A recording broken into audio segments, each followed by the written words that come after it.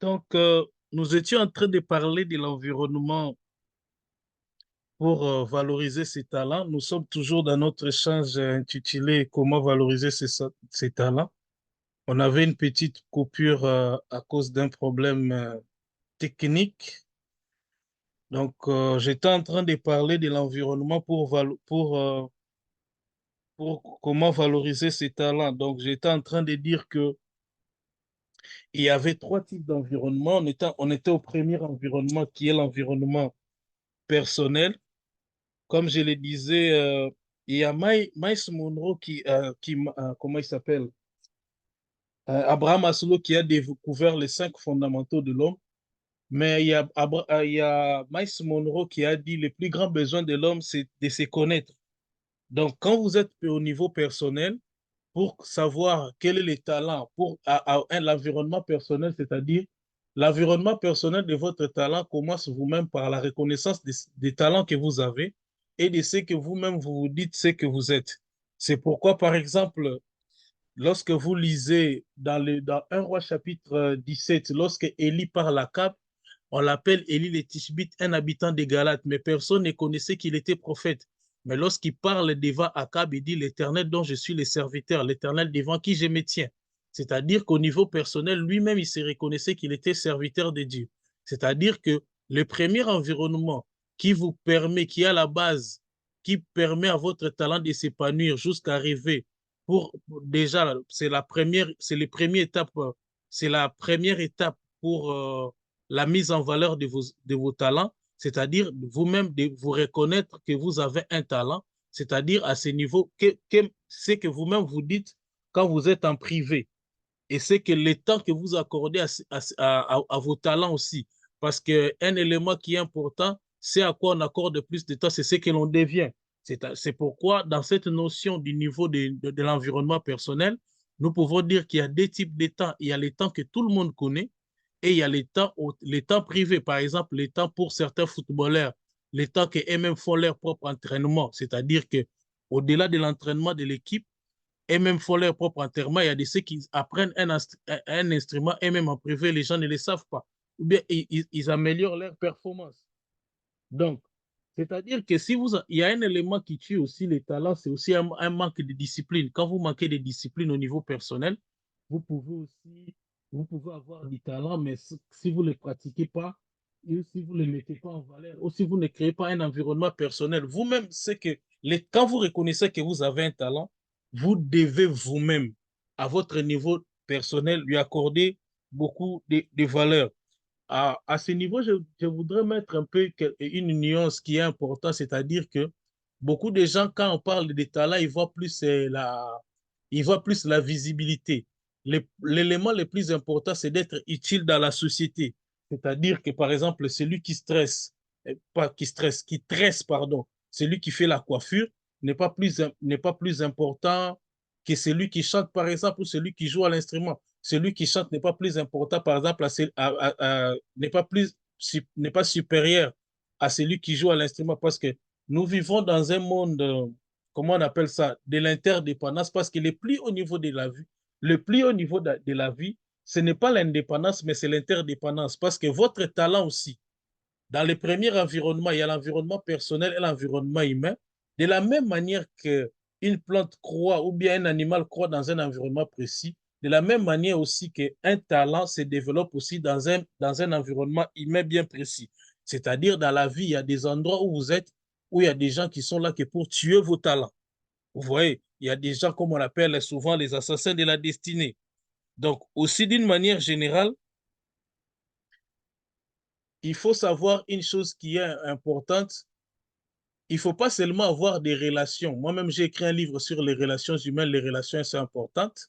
Mais une chose, il faut savoir que la vie de toute personne, c'est comme une construction, c'est comme une maison. Et toutes les maisons n'ont pas besoin de la même quantité de briques. Les briques, ce sont des personnes qui sont tout autour de nous. C'est-à-dire que si euh, votre talent, c'est par exemple, c'est de jouer à la guitare, la plupart de votre environnement, ce sont des gens, votre environnement humain, c'est plus des gens qui vous permettent d'améliorer votre qualité, votre manière de jouer. Ça peut être peut-être quelqu'un qui fait de la préparation mentale, ça peut être des gens vous avez peut-être fait une communauté de pratiques où vous tous les guitaristes, vous venez partager vos expériences, vous avez des amis. D'une manière générale, il faut créer un entourage tout autour de vos talents, créer un environnement tout autour de vos talents, les gens qui vous aident à vous améliorer et qui vous aident à avancer, qui vous donnent des bonnes idées. Et aussi, dans cet environnement, il y aura des gens qui viendront tuer aussi votre talent. Mais d'une manière générale, vous-même, vous devez les préserver. Parce que si vous-même, vous ne donnez pas la valeur à votre talent, il n'y aura pas une autre personne. Si vous trouvez que l'environnement est trop hostile, vous pouvez soit les changer ou soit les quitter aussi. Il y a aussi, avant de passer au deuxième type d'environnement qui vous permet de valoriser vos talents, comme le disait Elisabeth Gilbert, l'important, ce n'est pas seulement ce que l'on connaît, mais c'est aussi qui on connaît. Parce que, comme je le disais dans mon livre, il y a, comme dans une relation, il y a une addition de nos différences, une soustraction de la solitude, une multiplication de nos capacités. Donc, par exemple, moi, j'écris des livres, j'écris pas des livres seuls. C'est-à-dire que quand moi j'écris, il y a un correcteur, il y a des ceux qui m'aident à la couverture, il y a aussi ceux qui partagent mes livres dans leurs réseaux sociaux. Donc, d'une manière générale, vous pouvez pas faire, on ne peut pas vivre à vase clos. On ne peut pas vivre à vase clos aujourd'hui. Donc, vous aurez toujours besoin des gens dans la vie, qui que vous soyez dans la vie, quels que soient les métiers, quels que soient les talents que vous avez. Nous allons passer au deuxième type d'environnement, c'est l'environnement matériel. Ici, je voudrais dire, beaucoup de gens qui ont des talents font l'erreur. Ils veulent que les autres financent leurs talents. Or, d'une manière générale, il faut que vous-même, vous soyez votre propre financier. C'est vous-même qui puissiez mettre les premiers moyens parce que vous n'allez pas toujours attendre que quelqu'un d'autre donne de la valeur à ce que vous faites plus que vous-même. Dans l'environnement matériel, une fois que vous reconnaissez vos talents, vous mettez en place un environnement matériel. Moi, par exemple, au niveau personnel, quand je commençais à écrire, je commençais premièrement avec les cahiers, avec les papiers, mais après, quand j'ai eu les moyens d'avoir un ordinateur, j'ai eu un ordinateur, mais après, je me suis rendu, quand je voulais imprimer mes documents, je devais aller toujours dans des cybercafés ou dans des corées pour imprimer. Après, je me suis donné les moyens de me procurer moi-même une imprimante de telle manière que même si j'ai fini mon livre à minuit ou j'ai fini de les corriger moi-même, si je vais les lire en format papier, moi-même, je peux imprimer. Aujourd'hui, il existe des magasins physiques ou des magasins sur Internet qui offrent tous les matériels à moindre prix. Et aujourd'hui, la plupart des matériels aussi sont miniaturisés. On les fait aussi en miniature. Donc aujourd'hui, vous pouvez avoir un micro-cravate si vous êtes conférencier. Vous pouvez aller par exemple dans des vides-greniers qui aussi vendent des guitares, qui vendent aussi des matériels. Si par exemple vous êtes coiffeur, il y a des vides-greniers. Donc vous trouverez avec aujourd'hui tout est disponible, c'est seulement vous-même, vous puissiez savoir ce que vous voulez. Aujourd'hui, nous avons un élément très important qui est le téléphone, qui est les smartphones. Les smartphones aujourd'hui, c'est plus que même un studio multimédia. Vous pouvez tout commencer à partir de votre smartphone. Écrire vos recettes, donner un peu un aperçu de vos dessins. Aujourd'hui, vous pouvez tout commencer à partir d'un smartphone. Et la plupart de certaines personnes qui passent dans des grandes chaînes de télé aujourd'hui, ils ont commencé par YouTube, ils ont commencé par les réseaux sociaux. Aujourd'hui, on n'a plus des raisons de se dire que je n'ai pas les moyens. Si vous avez ne fût qu'un téléphone portable, si vous savez quels sont les moyens que vous avez besoin, vous allez vous-même créer votre environnement matériel. Moi-même, aujourd'hui, moi, je suis écrivain. Moi, c'est moi-même qui édite mes livres. C'est moi-même qui me donne les moyens de financer, de m'organiser, de publier. Moi-même, je partage. Moi-même, je paye les publicités sur Internet pour que ce que je suis en train de faire puisse avancer. Donc, d'une manière générale, ce que je peux vous donner comme conseil, si vous voulez que votre talent puisse avoir de la valeur, il faut aussi créer un environnement matériel. La plupart des gens qui jouent aux instruments de musique ont commencé par un jouet ou soit par un instrument de fortune. Aujourd'hui, ils ont des matériels professionnels. Ne vous étonnez pas qu'il y a certaines personnes chez eux, ils ont des bureaux, d'autres personnes, ils ont des laboratoires chez eux. Moi, j'ai vu dernièrement un musicien qui avait une partie de sa maison. Aujourd'hui, même pour avoir un studio, vous pouvez, à partir d'une chambre, même d'une petite pièce, la petite qui soit, dans une maison, vous pouvez créer votre mini studio Et il y a des gens, moi je connais quelqu'un qui est célèbre, qui a, qui a tout fait à partir de chez lui et il a mis sur les réseaux et sur les plateformes. Aujourd'hui, ça marche. Donc aujourd'hui, ce n'est plus le temps de chercher à passer sur une chaîne de télé. Aujourd'hui, à partir même de votre chaîne YouTube, vous pouvez déjà commencer. Aujourd'hui, nous ne pouvons pas éviter de créer un environnement matériel pour notre talent parce que d'une manière générale, les gens veulent toujours des gros matériels, avoir toujours les matériels les plus performants. Commencez d'abord petit en ayant une grande vision, en sachant là où vous allez. C'est ainsi que vous pouvez vous procurer des matériels. Donc, au fur et à mesure que vous avancez, vous saurez quels sont vos besoins et petit à petit, vous allez créer un environnement matériel qui vous permet, donc, qui vous permet que votre talent soit visible et que les autres reconnaissent aussi votre talent. Donc, aujourd'hui, il y a certaines vidéos que j'ai mises sur YouTube. Il y a quelqu'un qui m'a contacté la fois passée parce il y a quelqu'un qui a acheté mon livre parce que j'ai participé à un live. Aujourd'hui, avec vos talents, vous pouvez participer à des lives thématiques, par exemple, sur Internet, à partir de votre smartphone. Et il y a l'environnement géographique. Donc, l'environnement géographique, le talent est utile dans une entité géographique spécifique. Parce que votre talent, les talents commencent toujours comme une sémence. Ça commence, par exemple, c'est l'exemple que je donne. Vous plantez un arbre dans un sachet et au fur et à mesure que la plante est en train de croître, vous allez voir que ça va demander un plus large espace. Donc, il faut pas d'abord chercher que le monde entier vous connaisse pour que vous puissiez vous dire que vous avez du talent. D'une manière générale, les talents commencent d'abord là où vous êtes. Parce que comme nous sommes chrétiens, la Bible dit, commencez d'abord à Jérusalem. Donc là où vous êtes d'abord, dans votre maison, chez vous, en commençant par vos frères. Donc moi, certains de mes livres, ce sont des échanges aussi que j'ai eu avec les gens pour les essayer. Parce que j'ai commencé d'abord chez nous, j'ai commencé par écrire et aujourd'hui, je suis écrivain. Donc, si l'environnement géographique ne vous apprécie pas, soit vous pouvez les changer, ou soit vous, vous, pouvez, vous pouvez faire que ça vous soit favorable, ou vous pouvez aussi les quitter. Je voudrais parler de quelque chose d'important aussi, qui est la gestion des idées. Parce que beaucoup de gens ont tendance à négliger les idées, parce que d'une manière générale, tout ce que nous voyons dans ce monde a commencé à partir d'une idée. Le monde n'est pas seulement rempli des hommes et des femmes, c'est rempli aussi des idées. Et d'une manière générale, beaucoup de gens talentueux euh, négligent les idées qu'ils ont parce que la première des choses, il faut recueillir d'abord les idées et ensuite les tester parce que votre talent n'est pas seulement votre talent, c'est pas lorsque seulement vous avez une idée comme Eureka, j'ai trouvé. Je pense que c'était Archimède. C'est-à-dire, il y a pas, ce n'est pas une idée particulière que vous allez trouver pour que vous dites que vous avez du talent. Commencez d'abord par ce que vous êtes capable de faire. Au fur et à mesure, vos talents vont croître. Ne négligez pas les idées. Moi, quand j'ai une idée pour un livre, je commence par l'écrire sur mon smartphone. Il y a des livres que j'ai écrits en bonne partie sur mon smartphone. Par exemple, dans le bus, dans les trains, vous vous asseyez quelque part. Donc, si vous avez une petite idée, il faut toujours... Les idées, comme je l'ai toujours dit, c'est comme les idées ou l'inspiration, c'est comme le soleil. Tout le monde est inspiré. Ce sont seulement les gens qui les captent, qui l'utilisent comme source d'énergie et qui peuvent en faire quelque chose. Parce que tout le monde a le soleil, mais tout le monde ne l'utilise pas.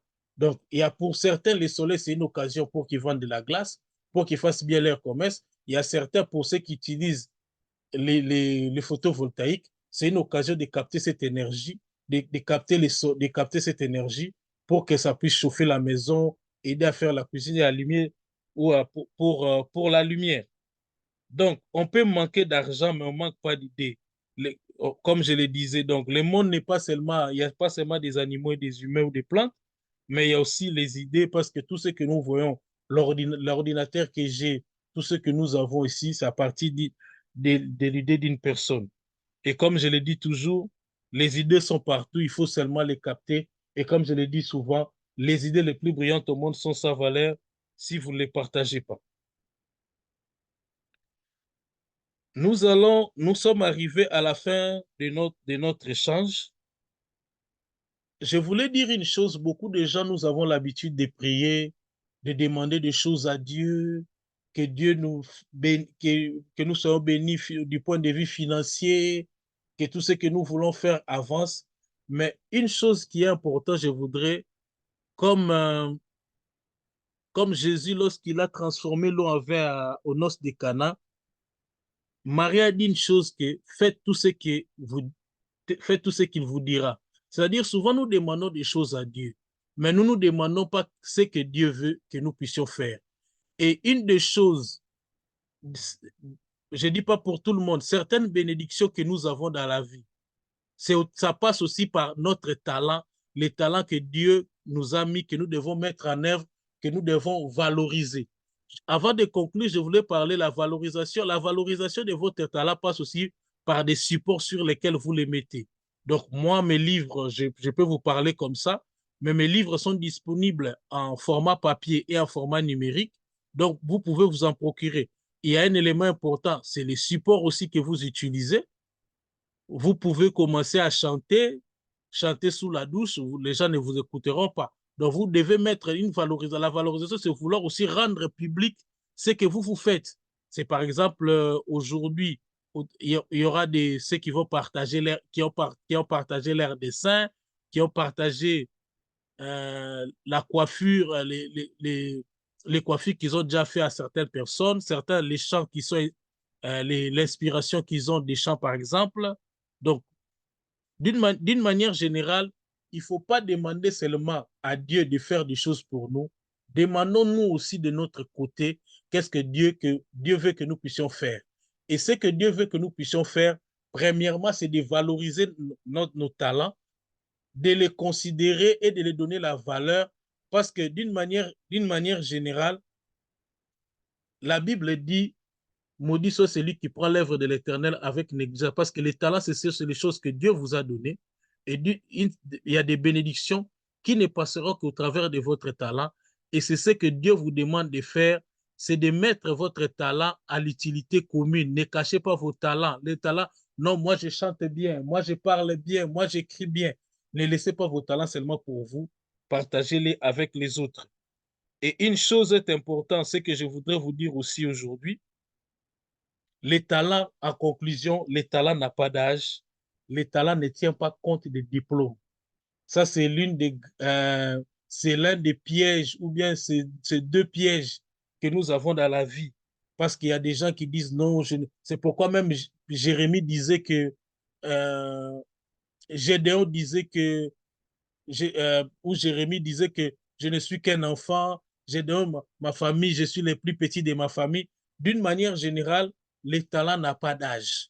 Quel que soit votre âge, Dieu veut que vous puissiez mettre vos talents, valoriser vos talents, mettre vos talents sur la place publique, parce que Jésus déjà avait, à l'âge de 12 ans, il disait déjà qu'il faisait l'œuvre de son Père.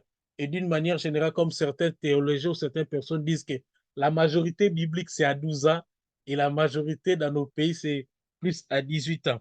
Donc, les talents ne tiennent pas compte de nos diplômes. Un jour, à l'époque, c'était MSN, j'ai vu qu'on mettait des photos de certaines, de certains, de certains stars de Hollywood. Mais j'ai vu qu'il y avait des gens qui ont fait des formations qui n'avaient rien à voir avec le cinéma. Peut-être ils ont suivi seulement des formations de perfectionnement ou bien certaines formations, par exemple, des théâtres pour s'améliorer. Mais d'une manière générale, la majorité des acteurs d'Hollywood et à la plupart ne sont pas entrés dans une école de cinéma pour le faire. Peut-être ils ont appris avec l'État parce que comme notre papa nous disait, tout ne s'apprend pas à l'école. On peut apprendre à l'école ou on peut apprendre aussi sur l'État. Donc, d'une manière générale. Donc, ne tenez pas compte de votre âge, ne vous minimisez pas. C'est comme Paul disait à Timothée, que personne ne méprise ta jeunesse. Donc, d'une manière générale, nous savons tous dans la Bible que Jésus-Christ était charpentier, mais il a été connu, nous connaissons Jésus plus comme un brillant orateur. Parce que la Bible, dans Matthieu chapitre 13, nous dit, n'est-ce pas les fils du charpentier, 13,55, n'est-ce pas les fils du charpentier, n'est-ce pas Marie, sa mère, Jacques, Joseph et Simon, Jude, ne sont-ils pas ses frères? Parce que d'une manière générale, si je me souviens encore de mes notions de cours d'histoire, à l'époque, les métiers étaient du père au fils. Donc, c'est transmetté de génération en génération. Donc, Joseph était charpentier et Jésus aussi, lorsqu'il est né, il était charpentier. Mais la Bible dit dans Jean chapitre 7, verset 46, les huissiers répondirent, jamais homme n'a parlé comme cet homme. Donc, vous voyez que Jésus, de sa famille, il avait les métiers des charpentiers, mais on l'a connu plus comme étant un brillant orateur. Ne pensez pas toujours, je ne dis pas, ce que vos parents font, vous pouvez aussi continuer de le faire, mais si Dieu vous met à autre chose, vous pouvez associer, parce que Jésus était charpentier, mais il était aussi un bon orateur. Donc, aussi, si nous prenons par exemple, pour dire que en ce qui concerne les talents n'a pas d'âge, le colonel Sanders qui est à la base des KFC, la plupart de nous ont déjà mangé chez KFC. Lui, c'est à plus de 50 ans ou de 60 ans que sa recette de poulet que nous aimons de chez KFC, c'est vers 60 ans ou 50 ans que sa recette a vu les jours, mais il a été cuisiné pendant de longues années dans l'armée. Donc, une chose que je peux vous dire à la fin, comme la Bible dit dans Deutéronome chapitre 7 et dans Deutéronome au chapitre 7 et 8, une chose que je vous conseillerais, je sais que Dieu fera par vous de grandes choses. Comme la Bible nous le dit, c'est par toi je ferai des choses terribles, des choses que tu n'as vu chez aucun peuple, chez aucune nation. Mais une chose que nous n'oublions pas Dieu, parce que la Bible dit dans Deutéronome, lorsque tu mangeras, lorsque tu te rassasiras, ne dis pas dans ton cœur, c'est par mes propres forces que j'ai pu avoir cela. Parce que tu as marché 40 ans dans le désert, tes pieds ne se sont pas enflés, tes habits ne se sont pas déchirés pour que tu saches que l'homme ne vivra pas de pain seulement, mais de toute parole qui sort de la bouche de l'Éternel. Donc, nous, en tant que chrétiens, quel que soit ce qui va arriver dans l'avenir, du point de vue financier, du point de vue célébrité, n'oublions pas Dieu, quel que soit le montant, mais au contraire, que ce soit des éléments qui nous permettent de nous attacher à Dieu, parce que ce que nous sommes, comme nous l'avons eu de Dieu, pour le maintenir, nous n'avons que Dieu, pour que ça puisse aller de l'avant, nous n'avons que Dieu, parce que dans Jean chapitre 15, verset 5, la Bible dit, sans moi, vous ne pourrez rien faire. Donc, vous-même, vous devez faire des déclarations sur vous-même en disant que vous allez avancer, vous allez réussir dans votre vie, et Dieu sera toujours avec vous parce que la Bible dit, sans moi, vous ne pourrez rien faire. Et la Bible dit, tout ce que Néhémie faisait, réussissez parce que la main de l'Éternel était avec vous. Moi, je tiens à vous remercier, je tiens à remercier toute l'Église qui a permis qu'aujourd'hui, que nous puissions échanger sur ces sujets, comment valoriser ses talents. Donc, ceux qui ont des questions pourront poser des questions. Je tiens à vous remercier. Donc, comme je le disais toujours, nous, c'est Vision Biosphère. Les idées les plus brillantes au monde sont sans valeur si vous ne les partagez pas. Et celui qui a des idées ne sait pas les faire passer, n'est pas plus avancé que celui qui n'en a pas. Que Dieu vous bénisse.